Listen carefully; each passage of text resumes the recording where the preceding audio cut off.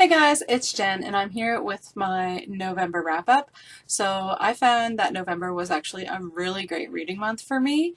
I read 9 books, I think it was, during the month of November, and considering that I was participating in Tome Topple and 3 of those were 500 plus page books, I'm pretty happy with what I've read. So the first book that I read was an ebook that I grabbed from the library online, and that was This Is Where It Ends. I can't pronounce the author's name, so I'm not even going to try. But I gave it 4.5 out of 5. This Is Where It Ends is about a school shooting while it is happening.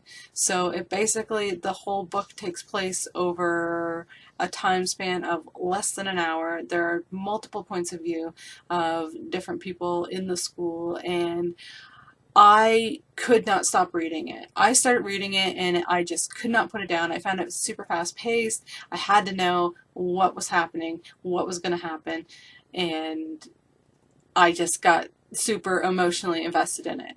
I do realize that in the United States that school shootings are something that is quite prevalent. It happens in Canada, but not as often, like nowhere near as often as it happens in the States. Like, I can't even think of one right now. I'm sure if I looked, there was probably one not too long ago. I know there's been lots of lockdowns and there's been stabbings, but not really so many shootings. But I really enjoyed it. I enjoyed the writing style. I enjoyed the multiple points of view, and it is definitely a book that I would recommend because I enjoyed it so much. If you haven't read it, it is like serious subject matter, so if it's something that's not going to bother you to read about, because there is some pretty detailed stuff in there, then I would suggest giving it a read. But if that is going to bother you, I would skip it because I don't want to make anyone read something that they're not going to enjoy because there's lots of triggers in it. But I did enjoy it, so I would definitely recommend it. So the second book that I read is going to get me kind of like, I don't know, it's going to be like an unpopular opinion, I guess, maybe? I don't know. But it was The Night Circus by Erin Morgenstern. I gave this a 3.5 out of 5, and the point 5 almost a 10. I almost gave it a 3 or less because I just found this book to be very slow. I know a lot of people love it, and I myself, I just found it so slowly paced, and I felt like it was like when I read it, it was fine, but I just didn't feel the urge to pick it back up when I set it down. So this took me a long time to read, and it really shouldn't have.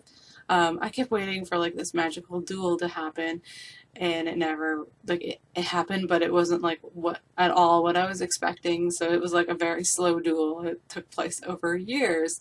And there's a romance in this that I still don't really understand. It happened. I don't understand why it happened. It just came out of nowhere, as I felt like it was kind of just mashed in there to get the ending that the author wanted. But I did end up enjoying it. I enjoyed the ending, which is why I gave it that extra point 0.5 that I wasn't going to give it.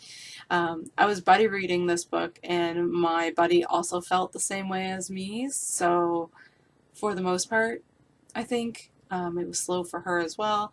We did both eventually finish it, but it wasn't what we were expecting, I don't think. And so many people loved it. I think there was just too much hype built up for it, in my opinion. It just didn't live up to that hype for me. The third book that I read was Ashes by Ella J. Bick. I really enjoyed this book. I hadn't actually heard of it before. It's like underrated, I think, because it could be because it's an older book, but I just hadn't heard of it. And normally, if even older series, if there's a lot of hype around them, I hear about them still. But I read this book because someone in my book club picked it because it was a favorite series of hers, and I was really surprised. It's essentially post-apocalyptic. There's like a big EMP thing that happens, and it totally fries a bunch of people's brains. Some people are killed instantly. Some people turn into zombie-like creatures, and some people gain special powers. So it was really interesting the way that she went about causing this apocalyptic event to happen. It's fairly graphic. Like, there are some things where I was reading it and it was like, what it really reminded me of was Stephen King's Cell. I'm sure everyone's familiar with Stephen King, and how disgusting things can get sometimes. There were definitely some moments in this book that were fairly disgusting and quite graphic. So if gore is something that bothers you, I would not suggest reading this series, but I did really enjoy this first book, and I plan to continue on with the series. I gave it 4 out of 5 stars, and yeah, I really didn't think I was going to like it as much as I did going in, but I'm glad that I did. The next book that I read was an audiobook that I listened to, and that was The Subtle Knife by Philip Pullman. It's the second book in his Dark Materials series, and I really enjoyed it. I gave it 4 out of 5. I don't really want to go into too many details because it is the second book in the series, and I don't want to spoil anybody, but it just basically picks up right where the first one left off, and it was just very enjoyable for me. I am so glad that I finally read this series because I don't know why I never read it before.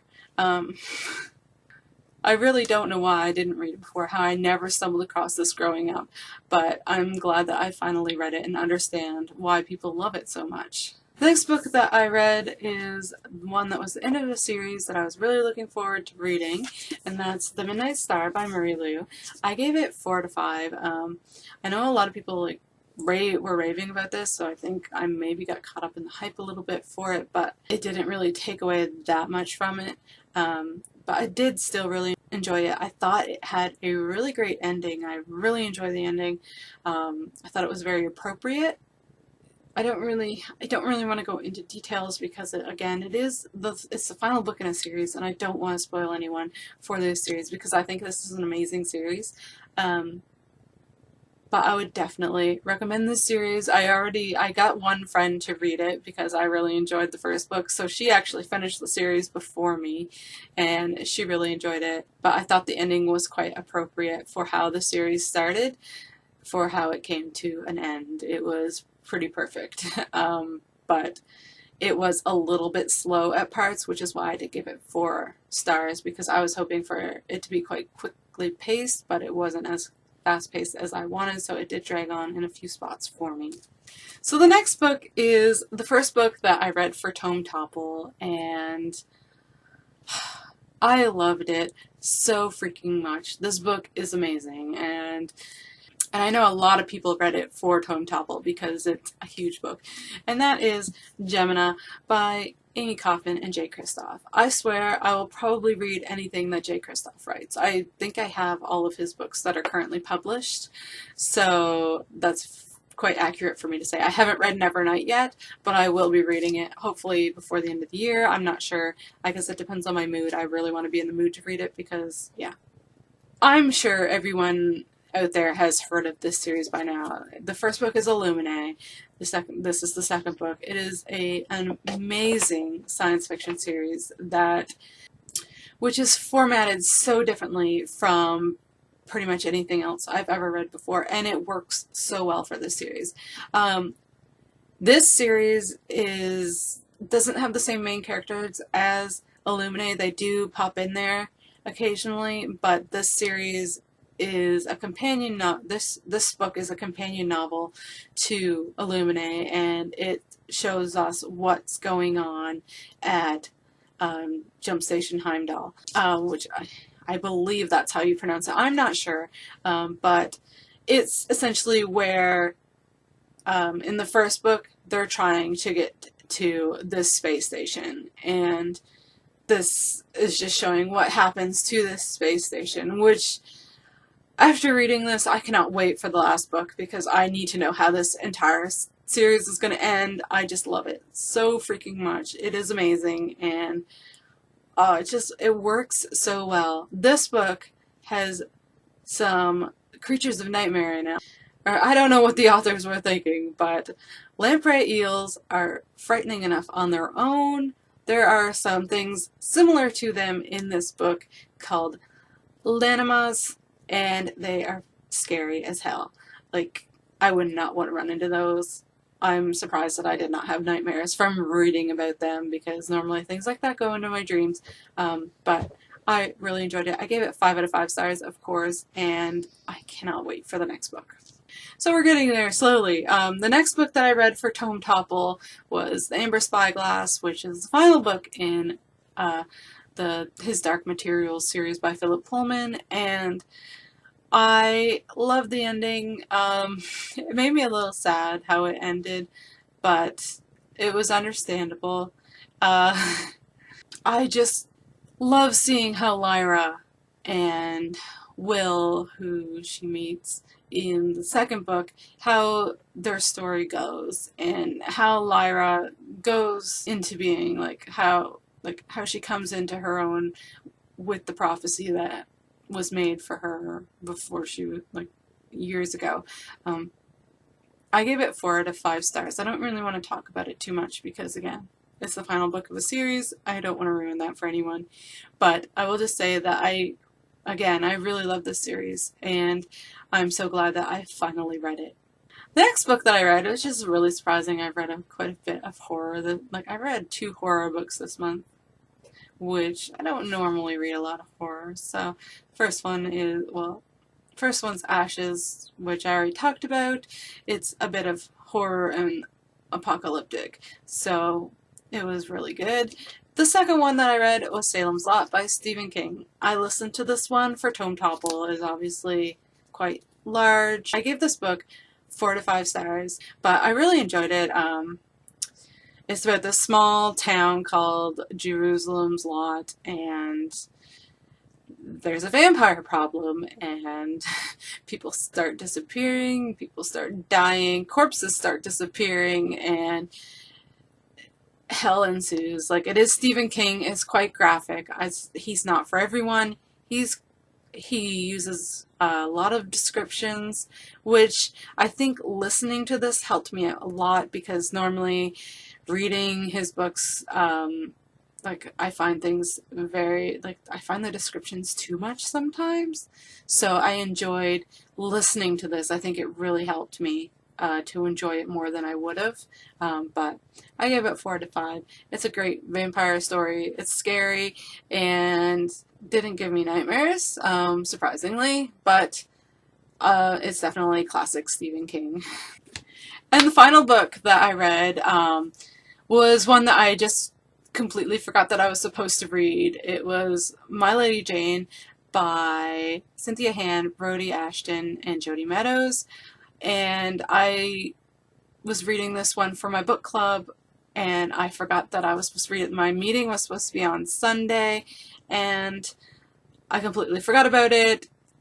And later on Sunday night, they changed the time to next Sunday, so I was like, oh my gosh, I completely forgot. So I'm so glad that you guys changed the time, because someone else wasn't able to do Sunday. Most of us weren't able to do Sunday anyways, so that was helpful. This book, though, was freaking hilarious. I got this on audiobook because one of my friends who read it, she had listened to the audiobook, and she told me that it was pretty much a must do if you were going to read it, because you'd be missing out. And I feel the same way. I think that if I had have read this rather than listened to it, I would have definitely been missing out. There was so many moments where I just couldn't help but laugh. It was hilarious. I love this retelling. It's a retelling of Lady Jane Grey, who is like a queen in history who's often looked over because her reign was so short.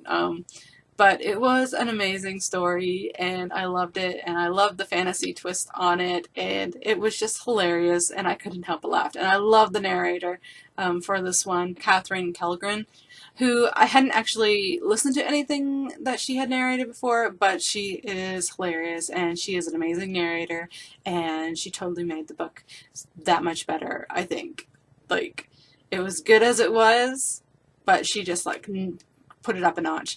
So I gave it 5 out of 5, and I loved it, and I'll definitely be recommending it. I've already told a few people that they should read it because it was so good.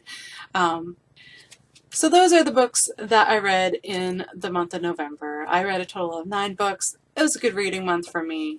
I read over 4,000 pages, so I'm happy. I'm just going to throw in my book haul here at the end because I only got a couple of books this month. In the month of November, the first book that I got was Heartless by Marissa Meyer. I haven't read it yet, obviously, because it wasn't in this wrap-up, but I'm really looking forward to reading it. This book is absolutely beautiful. Like, look at that hardcover. Like, it's beautiful.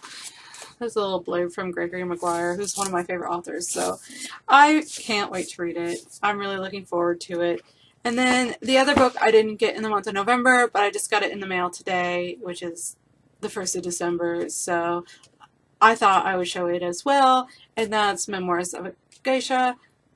Is it Geisha? I think it's Geisha. I